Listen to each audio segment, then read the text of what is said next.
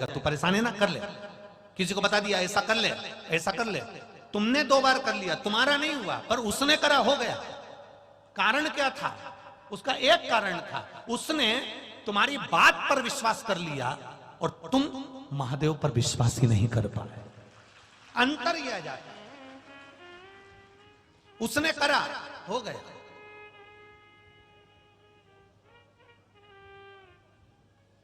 कितना?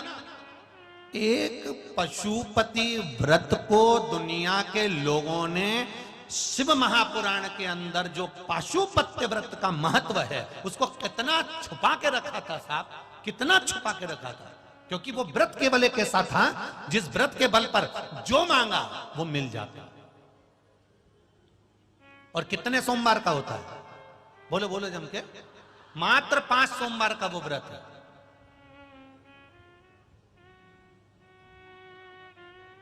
सुबह पूजा की थाली लेकर जाओ, भगवान का अभिषेक पूजन मंदिर में कर आओ। शाम को फिर वही पूजन की थाली, वही की वही थाली, उसमें प्रसाद और दिए कितने? 6 प्रसाद। एक पात्र में प्रसाद 3 हिस्से कर मत ले जाना, एक पात्र में लेकर जाओ। मंदिर में जाकर शाम को प्रदोष काल में फिर पूजन कर लो।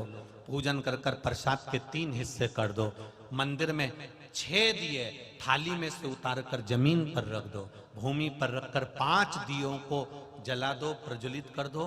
प्रसाद का 2 हिस्सा, 5 दिए जो जलाए हैं वो मंदिर में छोड़ दो। प्रसाद का 1 हिस्सा और 1 दिया जिसको जलाया नहीं है वो जमीन से उठाकर वापिस अपनी थाली में रख लो। बाबा को विनती करो, आज मेरा पहला पशुपति व्रत है बाबा, इसको स्वीकार करना। मीठे का प्रसाद लेकर जाना है, घर में बनाकर लेकर जाओ। उतना ही बनाना जितना मंदिर में लेकर जा रहे हो, उसके 3 हिस्से करने के लिए। ज्यादा मत बनाना। पति पत्नी भी अगर व्रत साथ में कर रहे हैं तो दोनों का प्रसाद अलग अलग बनना चाहिए। कढ़ाई को वापिस साफ करना, फिर पति के लिए वापिस बनाना। कई लोग एक ही कढ़ाई में हलवा ज्यादा बना लेते हैं, सीरा ज्यादा बना लेते हैं या खीर ज्यादा बना लेते हैं और उसमें से आधा हिस्सा पति के लिए निकाल देते हैं, आधा खुद ले जाती है। अब तुमने पहले ही तो कढ़ाई में से 2 हिस्से कर दिए तो उसका कोई फल नहीं मिलेगा। आप जितना बना रहे हो वो एक उपास के लिए होना चाहिए। पति का उपास है तो उसके लिए फिर दूसरा बनाओ, उसके 3 हिस्से फिर अलग। मंदिर में पहला व्रत करो, भगवान से विनय कर कर आइए।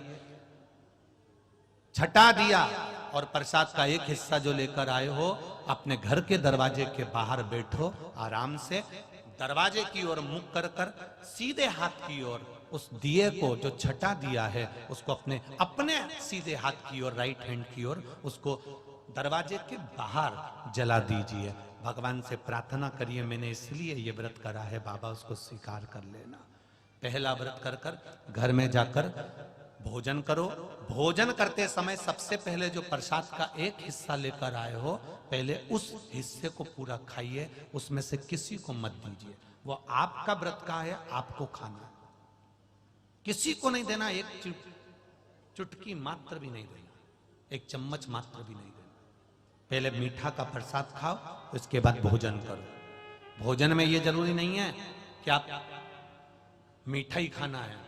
सुबेरे फलाहार भी कर सकते हो, भूखे रहते नहीं बने तो सुबह आराम से फलाहार करो, नमक का फलाहार करो। कोई मना नहीं कि तुम मीठा ही पूरा खाओ, आराम से करो, पर भोग मीठे का लो।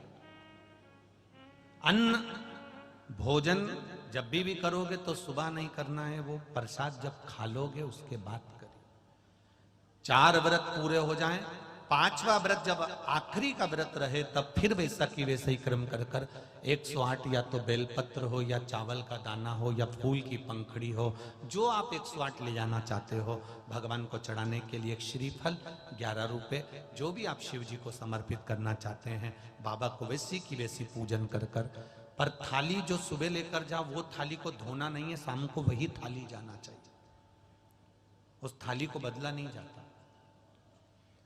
समापन वाले दिन 5वां जब व्रत रहे, बाबा को 108 सामग्री समर्पित कर कर, श्रीफल समर्पित कर कर अपने हृदय की बात कहकर आइए, दिया लगाओ, वापिस अपने घर के अंदर प्रवेश कर जाओ। बाबा से विनती करो, मेरा विश्वास करता है अगर दिल से पशुपति व्रत किया है तो मेरा महादेव व्रत पूरे होते होते ही तुम्हारा कार्य सफल कर दे। ये पशुपति व्रत। बीच में रजस्वला धर्म आ गया, नारी 7 दिन तक काम नहीं करती, रसोई घर नहीं जाती।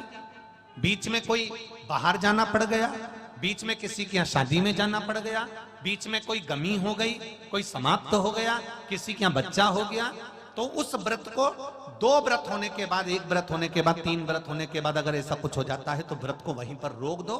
फिर अगली बार जब पूर्ण तरह से अच्छा हो जाए तब व्रत फिर चालू कर दो। 2 पहले हो चुके हैं, अब अगला करोगे तो वो तीसरा ही कहलाएगा, वो तीसरा व्रत।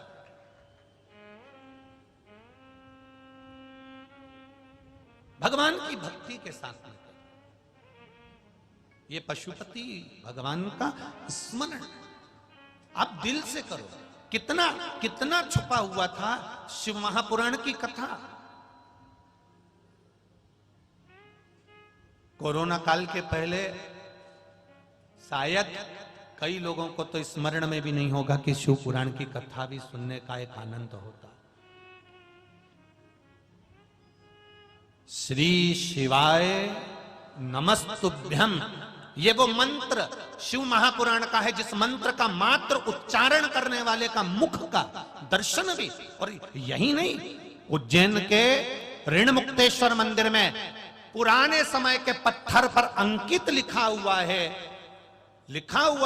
कि शंकर भगवान की शिव महापुराण की कथा सुनने वाला, भगवान शंकर का भजन करने वाला 1 पीढ़ी नहीं, अन्य पुराणों में 7 पीढ़ी तरने का लिखा है, पर उसमें लिखा 71 पीढ़ी तर जाती है। 71। अब वो 71 पीढ़ी कैसे ली गई? जब आप कथा सुनकर जाते हो, पत्नी ने सुनी तो उसके मायके में और उसके ससुराल में, पति ने श्रवण करा तो गाड़ी चलाकर जितने रास्ते से जाता है और उसका मुख जितनों ने देखा है उतने, कोई गर्भ में मर गया, कोई अधोगति में मर गया, कोई कुंवारी अवस्था में मर गया, कोई किसी कारण से मर गया, बहुत अभिलाषा थी उसके बाद भी बीमारी से मर गया। उन जीवों के कल्याण के लिए ये शिव पुराण है। कई लोग शिव पुराण सुन सुनकर शिव पुराण की कथा तो करने लगे, पर लोगों को आज भी श्री शिवाय नमस्तुभ्यम व्यासपीठ से बोलने में संकोच होता है। उनको लगता है ये सियोर वाले महाराज का मंत्र है। भले वो व्यासपीठ से बैठकर शिव पुराण की कथा कर रहे हैं, भले उनने शिव पुराण चालू कर दी देख पढ़कर, पर उनको श्री शिवाय नमस्तुभ्यम उनकी गादी से बोलने में ये संकोच होता है कि सियोर वाले महाराज का कोई मंत्र नहीं है। उसका तो केवल एक ही निवेदन है कि इस मंत्र को शिव महापुराण आप गीता प्रेस गोरखपुर की खोलिए, उसको पढ़ना चालू करो, उसमें आपको अपने आप मिल जाएगा कि श्री शिवाय नमस्तुभ्यम का लाभ क्या है। उसमें स्पष्ट करा है, स्पष्ट किया। आप पंचाक्षर मंत्र बोलो नमः शिवाय, आप षडाक्षर मंत्र बोलो ओम नमः शिवाय, पर श्री शिवाय नमस्तुभ्यम उस मंत्र की गरिमा का स्मरण करो जिस मंत्र का बल प्रबल है।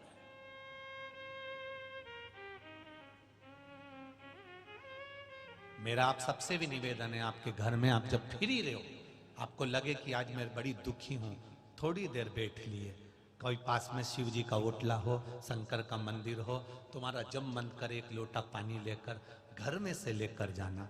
वहां की बाल्टी में से मंदिर में कितना भी पानी रहे, पर मंदिर का नहीं, अपने घर से लेकर जाओ, क्योंकि समस्या अपने घर की है, दुख अपने घर का है, कष्ट अपने घर का है, मंदिर की समस्या नहीं है। अपने घर का जब जल लेकर जाएंगे, पत्र जब हम लेकर आते हैं तो अपने घर से लिखकर लेकर आते हैं। मेरे घर से पत्र गया है, मेरे घर से भेजा गया है, मेरे घर की निमंत्रण गई है, मेरे घर की पत्रिका गई है, तो भगवान मेरे घर शादी में आएगा। तुम्हारे घर का 1 लोटा जल गया है तो महादेव तुम्हारे घर आएगा, ये निश्चित बात है। उस जल को हमें पहचान, अपने घर से इतना भी जल लेकर गए हो, थोड़ा भी लेकर